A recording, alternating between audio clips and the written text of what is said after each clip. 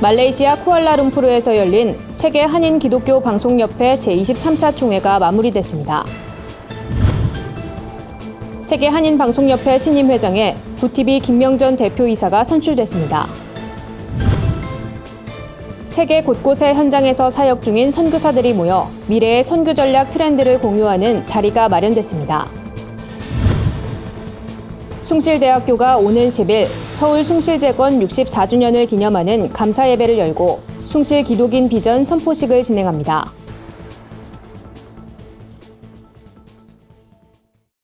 안녕하십니까. 구티비 뉴스입니다. 전 세계 한인 기독교 방송사들의 모임인 세계 한인 기독교 방송협회 제23차 총회가 말레이시아 수도 쿠알라룸푸르에서 열렸습니다. 4일간 진행된 정기총회에선 아시아권 방송 선교 전략이 논의됐습니다. 보도에 한현희 기자입니다. 복음의 능력 온누리에를 주제로 쿠알라룸푸르에서 열린 이번 정기총회에서는 복음화율이 저조한 아시아권에 대한 미디어 선교 전략이 논의됐습니다. 세계 한인 기독교 방송협회는 콘텐츠와 기술 강화를 통해 젊은 세대와 비기독교인들에게 적극적으로 다가서겠다는 각오입니다. 또한 지난해 유임된 임원단을 교체하고 신임원을 선출했습니다. 신임 회장은 CBS 한용길 사장, 부회장인 구티비 김명전 대표이사와 미국 MCTV 김한규 회장이 선임됐습니다. 한인 교계가 이제 1세 목회자에서 2세 목회자로 넘어가는 그런 과정이 있습니다. 그래서 교계가 어려워지니까 이제 우리 한인 방송사들도 같이 좀 어려워지는 그런 이제 환경이 있고요. 이럴수록 우리가 더욱 모이고 기도하고 서로 협조하고 이런 총회 때 많이 모일 수 있도록 하는 것이 중요하다고 그렇게 생각합니다. 쿠알라룸푸르에 위치한 지역 교회와의 만남도 있었습니다. 글래드 타이딩스 교회에서 현지 교인들과 함께 찬양과 말씀이 있는 특별 집회를 열었으며 열린 연합교회에서는 나눔과 교제의 시간을 가졌습니다. 이사장인 이영훈 목사는 말레이시아, 중국 등 아시아권 복음화의 어려움을 지적하며 미디어 선교 역량의 집중을 주문했습니다. 건물 없는 교회는 인정하지 않는다. 그리고 선교사는 인정하지 않는다. 그런 지금 정책을 세워서 현재까지 한 550명 우리 한국 선교사가 추방됐습니다. 그래서 이 부분에 대해서 우리가 좀 더 기도 많이 해야 되고. 이 밖에도 말레이시아 현지 선교사 10여 명과 회원사들에게 격려금을 전달했으며 내년 3.1운동 100주년을 맞아 다큐멘터리를 제작하고 한국교회 기념사업에 동참키로 결의했습니다. 말레이시아는 이슬람교가 국교인 만큼 타 아시아권보다 복음화가 더욱 미미한 상태입니다. 협회는 특별히 올해 이곳에서 총회를 개최함으로써 기독 미디어사들의 나아갈 방향과 아시아 선교, 남북 정상회담을 위한 기도의 장으로 삼았습니다. 내년 제24차 총회는 4월 23일부터 26일까지 미국 조지아주 아틀란타시에서 개최됩니다. 구티비 뉴스 한현입니다. 한인 방송인의 상호연대와 국제 방송교류를 목표로 2005년 창립된 세계 한인 방송협회가 정기총회를 개최했습니다. 6년여 만에 열린 재건총회에선 구티비 김명전 대표이사가 신임 회장으로 선출됐습니다. 계속해서 한현희 기자가 보도합니다. 그동안 세계 한인 방송협회는 2012년 서울 제7차 총회가 무산된 이후 별다른 활동 없이 6년이 흐르면서 총회 재건의 필요성이 강하게 제기돼 왔습니다. 이런 가운데 지난해 임시집행부를 구성해 재건 절차를 밟아왔습니다. 이어 최근 말레이시아 쿠알라룸푸르에서 정기총회를 개최하고 임기 2년의 새 집행부를 출범시켰습니다. 총회를 추스르고 네트워크를 새롭게 구축할 책임을 맡은 회장으로는 본 방송사인 구티비 김명전 대표이사가 선출됐습니다. 김 신임 회장은 임기 시작에 앞서 세계 한인 방송협회 존재 이유를 다시금 되새겼습니다. 해외 선교 사역을 감당하기 위해서 2005년에 만들어졌습니다. 한국을 떠나서 해외에서 이민 생활하고 있는 우리 800만 디아스포라 교민들에게 매체를 통한 믿음의 끈이 되어준 그런 역할을 감당해 왔습니다.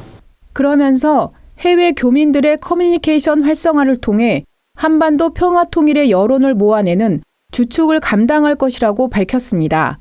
저는 회장으로서 해외 교민들의 네트워크를 다시 재구축하고 커뮤니케이션을 통해서 한국의 평화 통일의 미래 그리고 더 나아가서 복음 통일의 미래를 준비하는 역할을 감당하려고 합니다.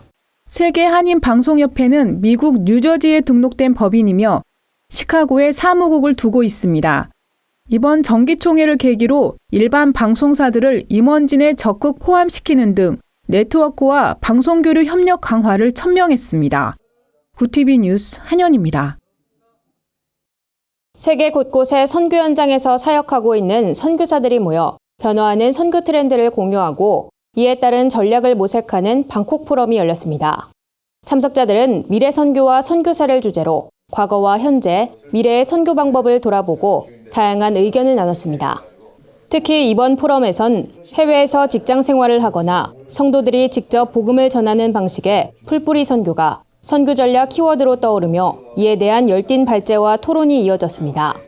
미국 선교단체 OMF에서 사역하는 손창남 선교사는 성경엔 흩어진 사람들이 두루 다니며 복음을 전하고 교회를 세운 내용이 나온다며 과거부터 많은 성도들이 선교에 빼놓을 수 없는 활동들을 담당해왔다고 발표했습니다. 총회 세계선교회 강대흥 선교사는 선교지에 살고 있는 성도가 전문 선교사보다 더욱 효과적으로 선교할 수 있는 부분이 많다며 풀뿌리 선교가 파송 중심의 선교를 바꾸는 새로운 패러다임을 가져올 것이라고 주장했습니다.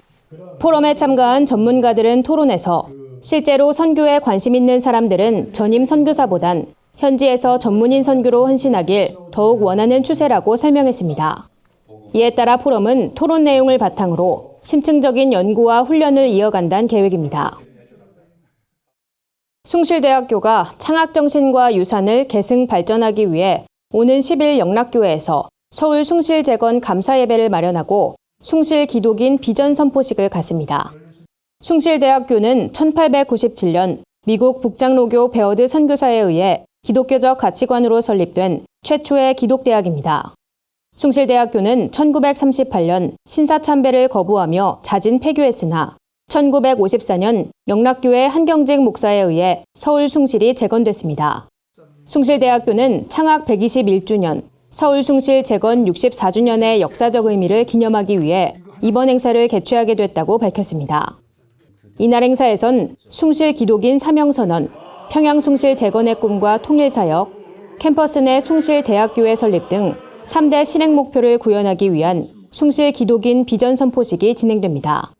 이 밖에도 숭실 통일사역 거점 1200개 교회를 선정하고 16개 지역 대표교회를 지정할 예정이며 자랑스러운 동문 시상식 등 다채로운 순서가 마련될 예정입니다. 오늘의 해외 주요 뉴스를 윤인경 기자가 전해드립니다. 구티비 월드와이드입니다. 5월 1일 노동절은 1886년 미국 노동자들이 하루 8시간 노동을 보장받기 위해 시위를 벌인 것이 그 유래입니다. 노동 착취에 반대하고 노동자의 권리를 찾기 위해 싸운 의미를 되새기는 날인데요. 다른 나라에선 노동절을 어떻게 보내는지 살펴봤습니다. 중국에선 노동절이 갖는 의미가 각별합니다. 노동절이 설날 국경일과 함께 3대 명절 중 하나로 꼽히는 것만 봐도 알 수 있는데요. 노동절을 맞아 중국 각 기관에선 모범 노동자들을 표창하는 행사를 가지기도 합니다. 핀란드에선 크리스마스에 비견될 만큼 초대형 노동절 축제가 열립니다. 평소 조용하기로 유명한 핀란드지만 이날만큼은 나라가 온통 시끌벅적해지는데요. 이날 수십만 인파의 핀란드인들은 거리로 나와 노동절 기념 음료 시마와 티파 레이빠란 기념 과자를 먹으며 노동절을 즐깁니다. 겨울이 긴 핀란드에서 따뜻한 봄과 함께 찾아오는 노동절은 온 국민이 즐기는 축제로 자리 잡았습니다. 한편 유럽과 중국, 러시아 등에선 노동절이 5월 1일이지만 미국과 캐나다에선 9월 첫째 주 월요일을 노동절로 기념합니다. 북한에 장기 억류됐다 뇌사 상태로 돌아와 사망한 미국 대학생 오토 원비어의 부모가 북한 정부를 상대로 법적 소송을 제기했습니다. 원비어의 부모는 워싱턴 DC 연방지방법원에 제출한 소장에서 북한 정부가 평양으로 여행 간 원비어를 간첩 혐의로 구금하고 잔혹하게 학대해 뇌사 상태까지 이르게 했다고 주장했습니다. 백악관 측은 소송 절차를 지원하진 않았지만 원비어 부모를 지지한다는 입장입니다. 북한의 책임이 법원에서 인정되면 원비어의 부모는 테러 지원국 희생자 펀드에서 금전적 보상을 받게 됩니다. 6.25 전쟁 당시 포로 수용소에서 숨진 미군의 유해가 66년 만에 가족의 품으로 돌아갔습니다. AP통신에 따르면 황해도 포로 수용소에서 사망한 것으로 알려진 미군 중사 밀튼 비드의 유해가 미국 네브래스카주 오마하의 애플리 공항에 도착해 그의 가족에 인도됐습니다. 한국전쟁에 참전한 비드 중사는 1951년 적군에 체포된 뒤 실종 처리돼 그의 가족은 유해 없이 장례식을 치러야 했습니다. 북한이 1990년대 인도한 미군 유해 중에서 미국 국방부가 DNA 검사를 통해 비드 중사의 유해를 찾아냈고 비드 중사는 사후 66년 만에 고향에 안장됐습니다. 미국에서 세 번째로 큰 가톨릭 교구인 시카고 홀리네임 성당에서 최대 10만 달러, 하나로 약 1억 1천만 원 이상의 헌금이 없어진 것으로 드러나 경찰이 수사에 나섰습니다. 시카고 경찰은 용의자 신원은 확보된 상태라며 과거 성당에서 일했던 보안 요원이 도난당한 헌금과 관계 있는지 수사하고 있다고 밝혔습니다. 성당 측은 헌금이 예상액보다 부족한 상황이 반복돼 자체 조사를 벌이던 중 CCTV 영상을 통해 금고가 있는 사무실에 허락 없이 출입한 사람들을 발견했다고 말했습니다. 구티비 뉴스 윤인경입니다. 주요 단신입니다. 한국교회 주요 교단에서 이단으로 규정한 만민중앙성결교회 이재록 씨에 대해 경찰이 조만간 구속영장을 신청할 예정입니다. 이 씨는 여러 명의 여신도를 성폭행한 혐의를 받고 있습니다.